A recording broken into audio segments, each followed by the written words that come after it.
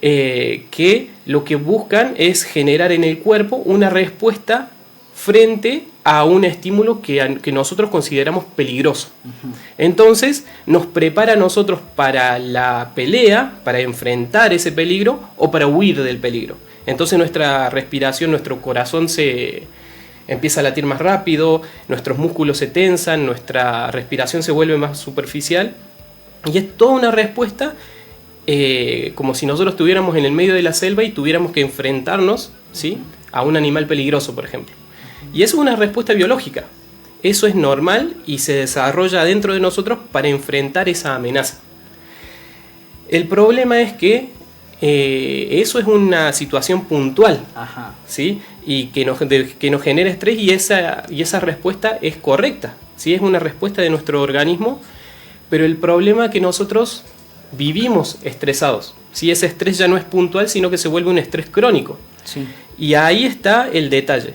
Cuando nosotros tenemos un montón de situaciones y todas las situaciones nos generan como si fueran un peligro, una amenaza, estamos todo el tiempo así, como tensos, ¿sí? Y eso genera un montón de enfermedades posteriores, que uno no puede dormir, uno no puede dejar de pensar, uno empieza con enfermedades hasta psicosomáticas, ¿sí?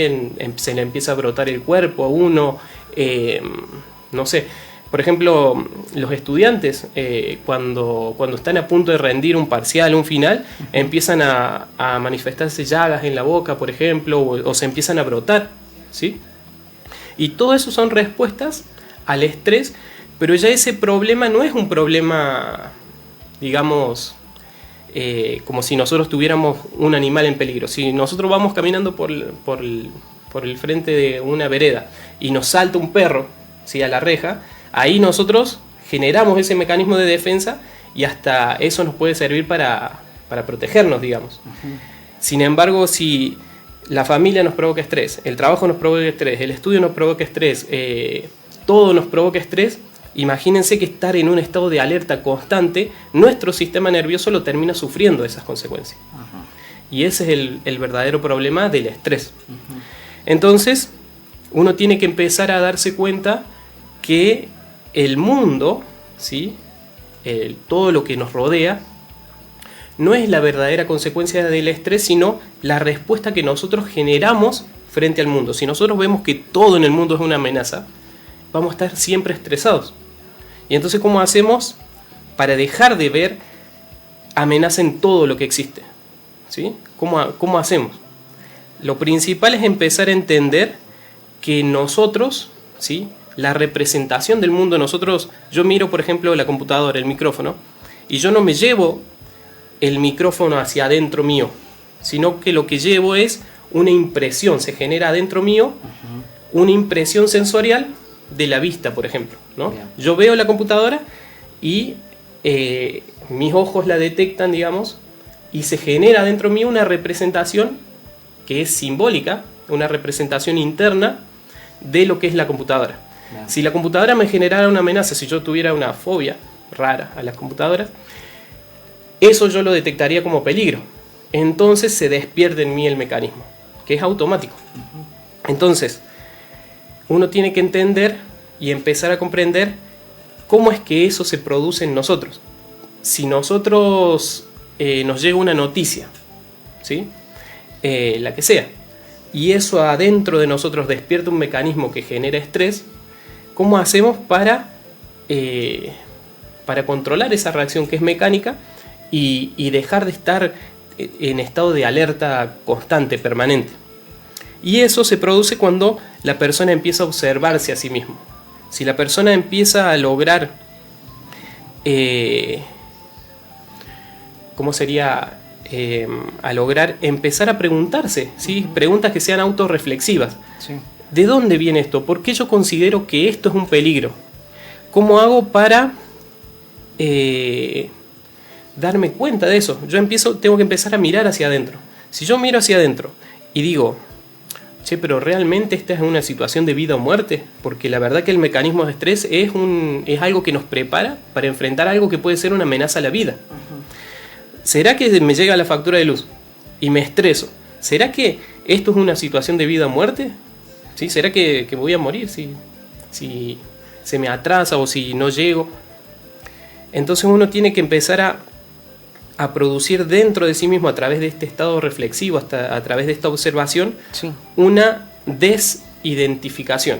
Cuando nosotros estamos identificados con algo, es como que nosotros no podemos ver la diferencia entre lo que verdaderamente somos y el peligro, el problema, la impresión. Y cuando nosotros no tenemos esa separación, nosotros no podemos pensar de forma objetiva. Yeah. ¿Sí? Imaginémonos una situación cualquiera. Por ejemplo, estamos viendo una película de terror. Imagínate que hay personas que frente a la película de terror están sumamente identificados con la película. Es como si estuvieran adentro de la película. Es como si fueran uno de los personajes que está viviendo esa película. Si aparece una situación peligrosa, esa persona, ¿qué va a hacer? Pega un grito, un salto, se estresa, ya hasta se agita, ¿sí? Y todo eso es porque se despiertan mecanismos de defensa dentro de la persona, porque está identificada con esa película. Si hay otra persona al lado que está viendo la misma película pero no está identificado, capaz que hasta se ríe de la otra persona que se asusta. Capaz que se está fijando en los efectos artificiales que por ahí no están bien hechos, que se podrían haber hecho mejor. Capaz que se da cuenta que son personajes actuando, ¿sí? Porque está pensando de forma más objetiva, porque no está identificado. La persona que está identificada está en un problema porque no tiene control sobre la situación. Porque su mundo interno está reaccionando de forma mecánica a esa circunstancia externa. Si nosotros aprendemos a desidentificarnos, sea cual sea la circunstancia externa, podemos empezar a manejar nuestro mundo interior. Si empezamos a manejar nuestros pensamientos, nuestras emociones, ya no somos víctimas de la situación. Ya eso puede no provocarnos estrés. Ya eso podría generarse en nosotros, digamos, una reflexión. Podría generar conocimiento a través de eso. ¿Por qué eso a mí me provoca? ¿Por qué una cucaracha me da miedo y no me da miedo una araña, por ejemplo? ¿Por qué me da miedo no sé, me despierta una situación de estrés un perro y no un gato? ¿Sí? Uno tiene que empezar a mirar hacia adentro.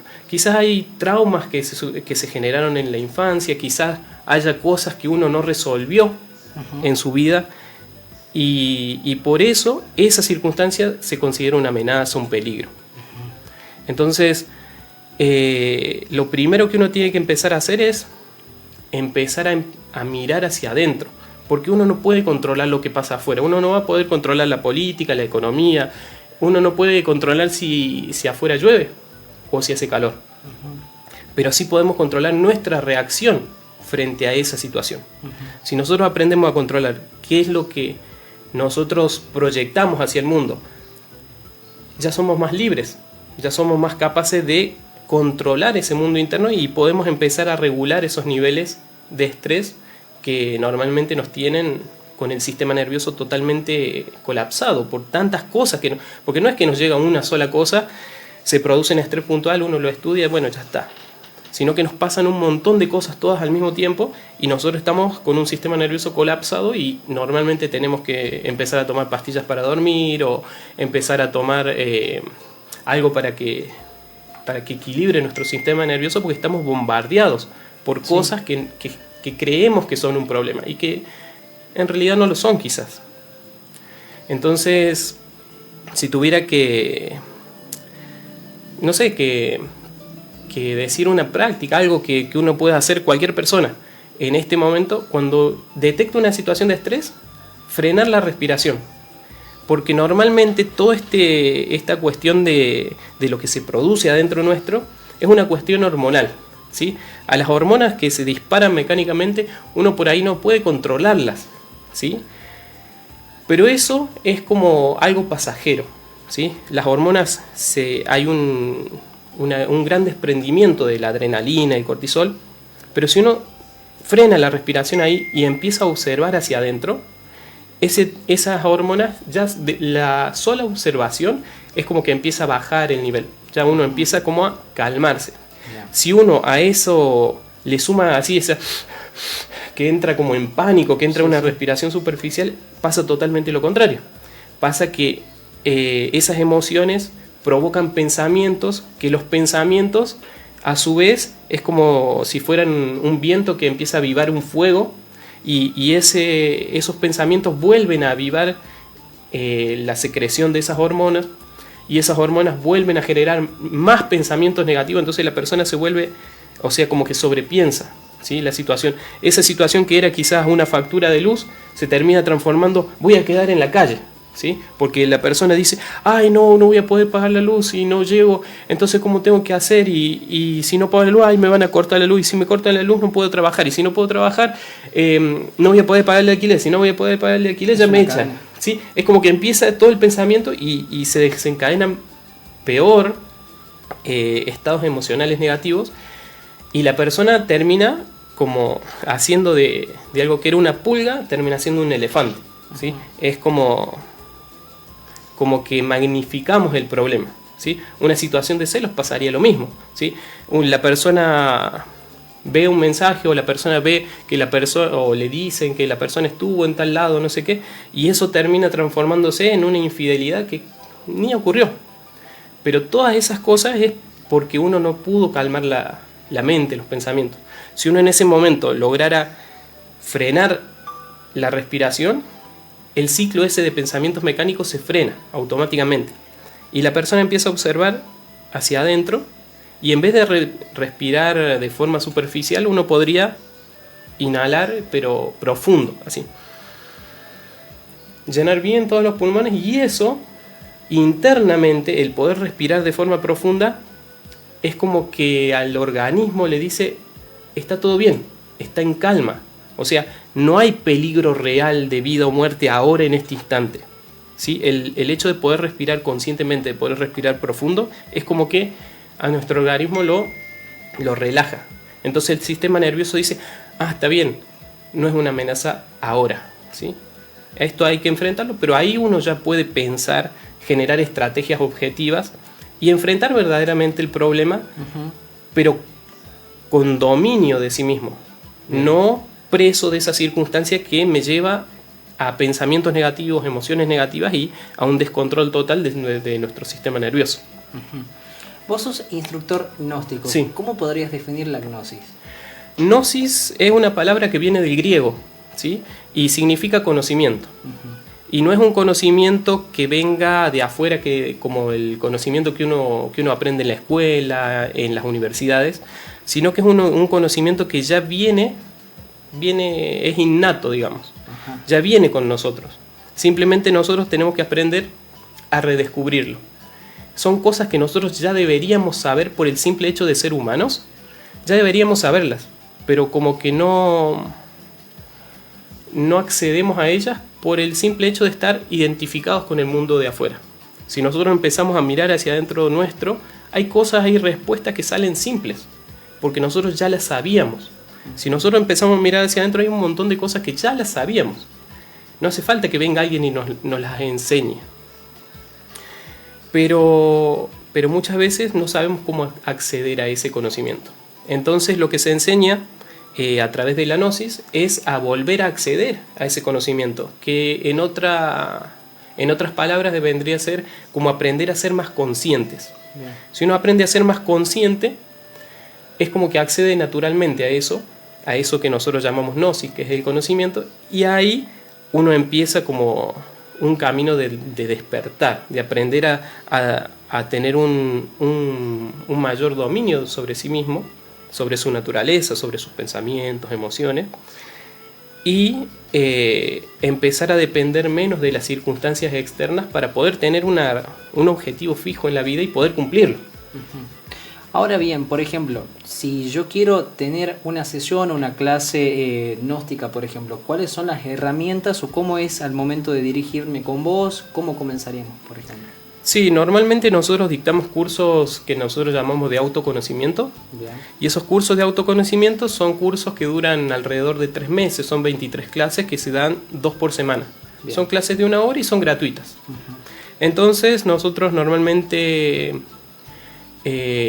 damos estos cursos en una sede que tenemos en La Paz 145 y bueno, puede acercarse cualquier persona que que busque herramientas como por ejemplo la meditación, aprender a respirar conscientemente, aprender a buscar autoconocerse, Sí. ¿sí? Para poder detectar la raíz de cada uno de nuestros problemas, que normalmente vienen de cosas que son psicológicas, ¿sí?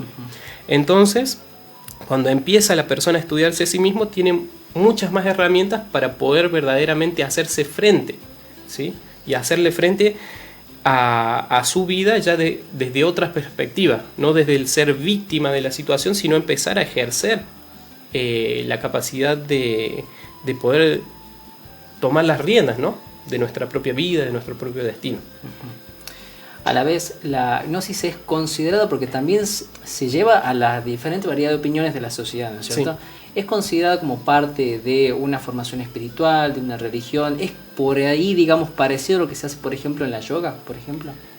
Claro, porque en realidad la gnosis, al ser un conocimiento, cuando la persona empieza a autodescubrirse, empieza a descubrir su verdadero origen, ¿sí? Y su verdadero origen no es material.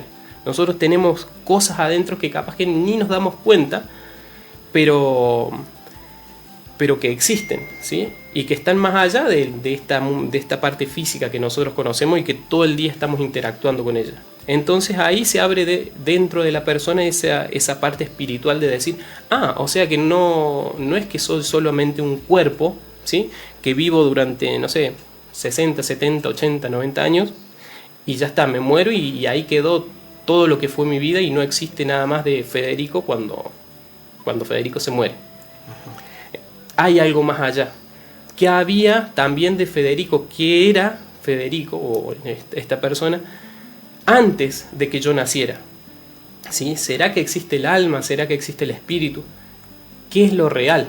Entonces ahí en la gnosis no solo se abordan aspectos de la psicología como los que veníamos hablando, sino que también se abordan aspectos espirituales donde la persona se empieza a redescubrir como algo espiritual, ¿sí? Como ese origen, ¿sí? Espiritual, que si uno se pone a ver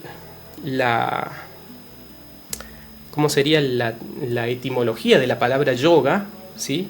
Es como si fuera un camino. El yoga es como un camino de volver a unir a la persona con su parte espiritual. Y es lo mismo. Y si uno busca de la parte del latín, de dónde viene la palabra religión, que viene de religare. Religare es eso, es lo mismo. Es volver a unir a la persona humana con ese principio espiritual del cual se encuentra desvinculado. Y por eso es que nosotros nacemos sin saber quiénes somos, de dónde venimos, hacia dónde vamos, porque no reconocemos ese principio espiritual que está dentro nuestro, pero que hay que despertarlo. Por ejemplo, sabemos que hay diferentes tipos de estrés. Sí. ¿Cuál es la realidad con la que más nos topamos hoy como sociedad, por ejemplo? Hoy en día nos encontramos, por darte una idea, de un estrés crónico, un estrés agudo, cómo nosotros nos manejamos en esta sociedad que por ahí quizás la consideramos más acelerada, no tan acelerada. ¿Cómo lo ves desde tu lado de instructor? Claro, el estrés agudo no sería un problema en realidad, porque ahí sería sí una respuesta fisiológica, natural, frente a un problema, una amenaza puntual. Eso no sería un problema porque de hecho es lo normal. Nuestro cuerpo está diseñado biológicamente para producir ese tipo de respuesta frente a una amenaza. Sí. El problema es el estrés crónico y ese es el que vivimos normalmente como sociedad. Estamos tan bombardeados por esto que yo te decía que son impresiones, sí, ya sea impresiones visuales, auditivas, sensoriales, de todo tipo. Y eso nos tiene con el sistema nervioso a un nivel que no para. ¿Sí? Como vos decías al principio, como que no nos alcanzan las horas, como que muchas veces no logramos frenar, ¿sí? Y eso es porque estamos todo el tiempo estresados. Si uno se observara físicamente nomás, normalmente uno está así, apretando algún músculo, si no en las manos, los pies, si no en los pies, la parte de acá del cuello, de los hombros, y después uno tiene que ir a un masajista, a un fisioterapeuta, porque en serio, uno se tensiona tanto que hasta se vuelve una tensión muscular, ¿sí? Las personas sufren de bruxismo, ¿viste? Sí. Cuando duermen están tan tensionados que están apretando las mandíbulas Y eso después genera una tensión. Después la persona anda con dolor, después no puede. Entonces, uno tiene que entender que todo eso es porque nosotros vemos al mundo que nos rodea como una amenaza. A todas las cosas que nos suceden las vemos como un peligro. Y ese es el problema que tenemos como sociedad. Si empezáramos a mirar hacia adentro, solamente el hecho de observar, de mirar, eso ya baja el sistema nervioso, ya empieza como a relajarnos, porque uno puede encarar situación por situación. En cambio, si nosotros no encaramos las situaciones, simplemente las recibimos, obviamente que vamos a estar colapsados porque todo es amenaza, ¿no? Por ejemplo, uno de los casos que experimentamos muchos es la situación de lo que conocemos comúnmente como el estrés laboral, por ejemplo. Un caso particular es que me ha sucedido lo que mencionabas recién, estar pullidos en los brazos, por ejemplo, sueño entrecortado, debilidad sobre todo en el gran transcurso del día, es decir, no tener sueño durante las noches y tener sueño durante el día. Claro. En ese sentido, digamos, uno ante el desconocimiento, no saber cómo actuar, yo digo, ¿no? ¿Qué es lo primero que tengo que hacer en ese momento? Porque sabemos que el estrés, ponele que quizás lo siento hoy lunes y tengo todavía toda una semana por delante, tengo toda una jornada por vivir. ¿Qué debo hacer? ¿Cómo debo yo plantearme ante esa situación, por ejemplo? Claro. Uno normalmente lo que quiere es como controlar el estrés a la noche, cuando me quiero ir a dormir. Cuando ya los pensamientos, estuve todo el día pensando, y ya está toda mi parte nerviosa, ya está alterada, y uno quiere frenar eso y dormir tranquilo, descansar bien, y eso no se puede, es como frenar un tren en marcha. O sea, uno no es imposible prácticamente. Uno lo que tiene que hacer durante el día, cuando detecta una situación que le está produciendo estrés, que le está produciendo tensión, en ese momento cortar respiración. Así lo tenga que hacer 10 veces en el día, 20 veces en el día. Cortar la respiración, porque la situación no es de vida o muerte. Eso uno tiene que enseñarle al cuerpo que esa situación no es de vida o muerte. Que uno tiene que planear y planificar y agendar un montón de cosas, sí, pero uno lo va a hacer mucho más eficientemente si uno se frena unos segundos, porque ni siquiera dura mucho tiempo la práctica, es unos segundos, cortar, mirar hacia adentro. Mientras yo no estoy respirando, los pensamientos se frenan. Si yo en serio me quedo así, pero sin respirar 30 segundos, un minuto, va a ver que lo único que busca el cuerpo es respirar, ¿sí? Yo corto la respiración y el único problema que va a tener el cuerpo en ese momento es recibir oxígeno, porque ese es el único problema real que va a tener el cuerpo en ese momento, producir la inhalación para que uno reciba el oxígeno que las células, que el cerebro necesita. Entonces, si uno corta la respiración, en ese momento se produce como un silencio adentro nuestro. Ese silencio ya frenó todo el sistema nervioso acelerado que uno tenía. Y si a eso uno le agrega el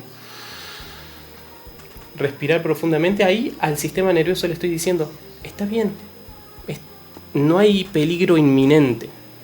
Y con eso, solamente con eso, ya uno baja los niveles de estrés.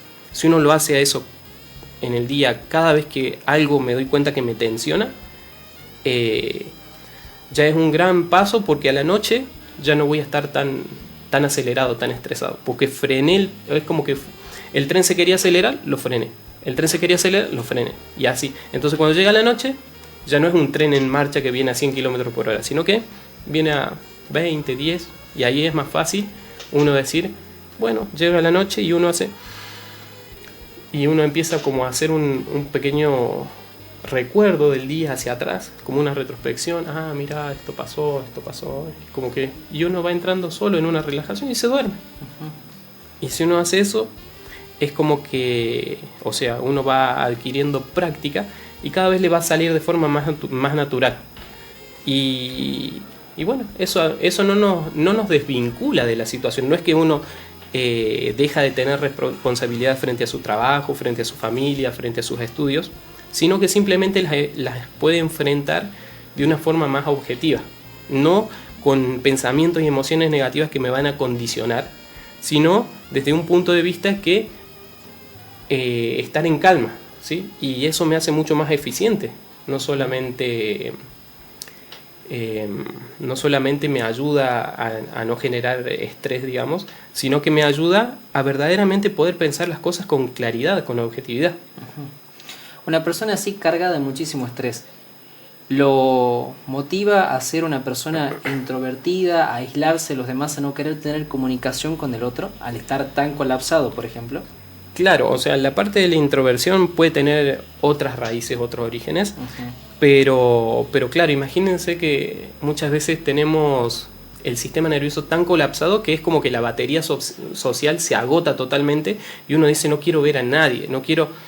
Hay personas que trabajan de lunes a viernes y el sábado, domingo no quieren ver a nadie, o sea, se encierran en su casa y no quieren salir porque se agotó totalmente la batería social, porque en su trabajo quizás o en el día a día tienen que interactuar con muchas personas y eso les genera estrés, porque ven a cada una de esas personas con las que interactuaron como un peligro, como una amenaza, como algo.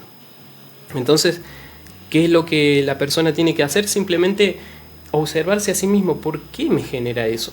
¿Qué hay adentro mío que hace que yo me identifique con lo que sea, la situación que sea, o la persona que sea, y eso me produzca una tensión, un desgaste, un cansancio? Entonces, a veces nos genera, como vos decís, querer aislarnos, otras veces nos genera irritabilidad, estar todo el tiempo así como enojados. A veces nos genera insomnio, como decíamos, o enfermedades alérgicas, autoinmunes o cuestiones así que uno se brota, ¿sí? Porque eso ya el sistema colapsó, el sistema nervioso ya no sabe cómo expulsar eso de estar en continua alerta, ¿sí? Nosotros no podemos vivir, o sea, podemos vivir así porque lo hacemos, pero en realidad no estamos realmente disfrutando de la vida cuando vivimos así.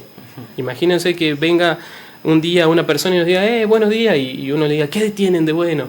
¿Sí? Porque ya uno está condicionado por eso. Perfecto. Por aquí nos pregunta la teleaudiencia con respecto al tema de los cursos que brindabas hace un ratito información. Sé que son arancelados. ¿Cómo tienen que hacer para contactarse con vos? No son arancelados, son gratuitos, ¿sí? Yo les puedo dejar mi teléfono. Sí, yo estoy hace poco mudado en Güemes, así que tengo todavía la característica de Río Cuarto. Mi teléfono es 358-5618-322. Nosotros estaríamos comenzando los cursos a finales del mes, finales de marzo. No sabemos si el 23, 25, y el lugar también lo estamos buscando en este momento, así que ya les pasaremos la información cuando la tengamos. Pero son cursos de 3 meses y son totalmente gratuitos. Perfecto. ¿Puedes retirar tu número una vez más? 358-5618-322. Perfecto. Ahí está entonces para que la gente lo vaya teniendo en cuenta. Nosotros te agradecemos, ¿no, Federico, por haber venido acá al canal. Y creo que es un tema que tiene mucha relevancia en la sociedad. Es algo que nos ocupa y quizás me atrevo a decir también nos preocupa a todos. Sobre todo porque eso, ¿no? Si hay algo que compartimos mucho, por ejemplo, en una conversación diaria, una normal, rutinaria de todos los días, es esta cuestión de que la palabra estrés está siempre en la conversación. Todo el mundo comparte situaciones que pasan por lo mismo y experiencias que les ha tocado entre lo que es justamente, ¿no? estas apariciones corporales que hay justamente producto del estrés. Y a veces uno queda boquiabierto, ¿no? con las situaciones. Uno por ahí lo vive, como te decía hace un ratito, del aspecto laboral. Y a veces por ahí, digamos, es complejo porque, bueno, te sucede en un entorno con personas y es un grupo, es un lugar donde al día siguiente tenés que volver y volver y volver y se te dificulta un montón, la verdad que sí. Entonces veo también el interés por parte de la sociedad también, así que bueno, cualquier cosita, sabes que nuestro canal está más que a disposición cuando vos lo requieras y bueno, siempre sos bienvenido, ¿no? Dale, muchas gracias igual por invitarnos. Sí, la verdad que el estrés es una de las cosas que nos interpela a todos como individuos y está bueno por ahí generar estas estrategias, estas pequeñas herramientas que no son muy complejas, que cualquier persona la puede hacer y que no necesita quizás de mucho tiempo, mucho esfuerzo, sino que simplemente es cortar la respiración, respirar profundo, y eso ya produce un cambio enorme en este tipo de cosas. Después, ya si uno profundiza, ya podemos ver qué es lo que son las impresiones, cómo uno se identifica, cuál es el proceso que se sucede en eso de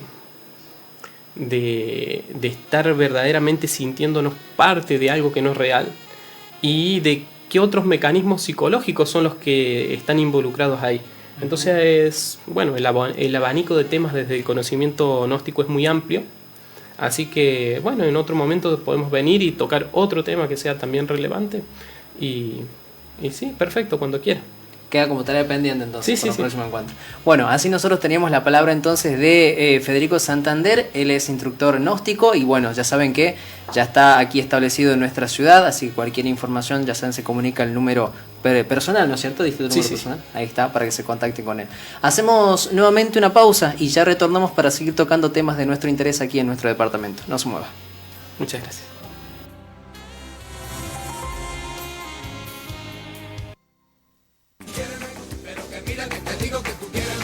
L'École de Danse.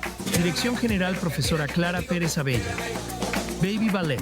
Iniciación a la danza clásica y española. Profesorado en danza clásica y danza española. Taller